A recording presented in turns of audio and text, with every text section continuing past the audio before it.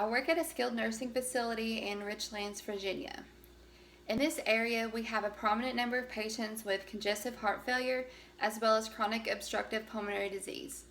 These patients are often in and out of the hospital several times throughout the year. It's frustrating not only to the patients but as the families as well.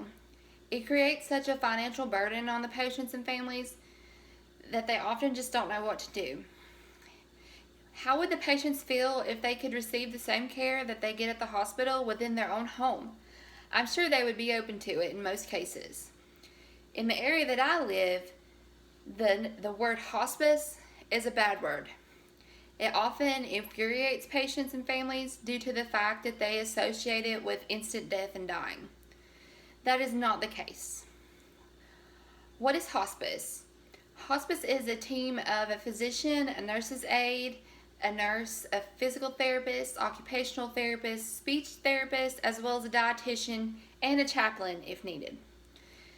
This team can provide care within the home that could be provided at the hospital. It helps to cut down on the hospital readmissions and the financial burden of patients and their families. Hospice usually requires you to have an end-stage diagnosis such as end-stage kidney disease, end-stage heart failure, end-stage COPD, or even a terminal cancer diagnosis.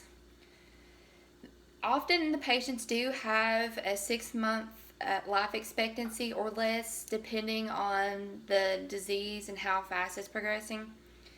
But it doesn't mean that you're going to die within the next 24 to 48 hours. Although there are times when patients do pass away within that time, but it's only because they were never offered hospice and they were signed up on hospice services too late.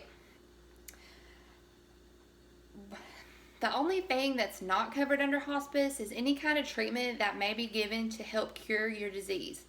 Chemo is not covered under hospice services, although many patients think that them deciding not to do chemo anymore is giving up on life. That's not always the case. Giving up your chemo could help improve your quality of life. Chemo does several bad things to the body: weight loss, hair loss, depression. It really takes a toll on you. But with hospice services, you can go out and enjoy your life just like you were before your end-stage diagnosis. Hospice encourages people to travel, and they can even set up your hospice wherever you're going. They can get a hold of a care coordinator within another hospice facility to make sure that you are taken care of no matter where you are. Hospice is not just for cancer patients, it's for anybody that has an end-stage disease.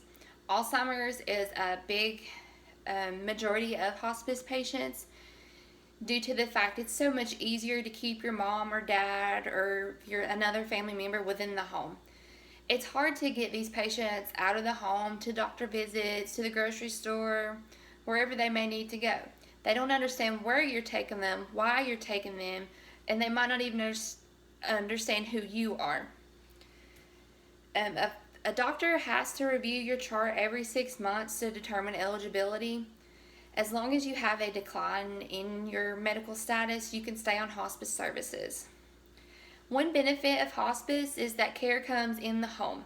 Anything that you can get, except for chemo, can be given within the home. The hospice provides excellent pain management. They can compound medications that's not covered under a hospital stay. It helps the patient to have a better quality of life due to them not hurting all the time anymore. Another benefit of hospice is that any kind of medical equipment that you need, such as a bed, walker, wheelchair, nebulizer treatments, oxygen therapy, anything that you can think of that you use within the hospital can be brought to your home. Another benefit of hospice is that hospice encourages patients to go out and live their life. You don't have to be homebound like you would with just home health services. They want you to enjoy your life to the fullest. Although the stigma for hospice is still out there, I highly recommend it to all of my end-stage patients due to the fact it keeps them within their home and it takes away so much financial burden and stress. A patient nearing the end of life can also die with peace and dignity within the home, and it gives them comfort knowing that they're within their own home when they may pass. Hospice is the all-around better option for patients, especially with end-stage diagnosis. Patients just need to be reassured that their loved ones is not going to die within the next 24 hours. Although often this can happen, it's not the definition of hospice. Thank you.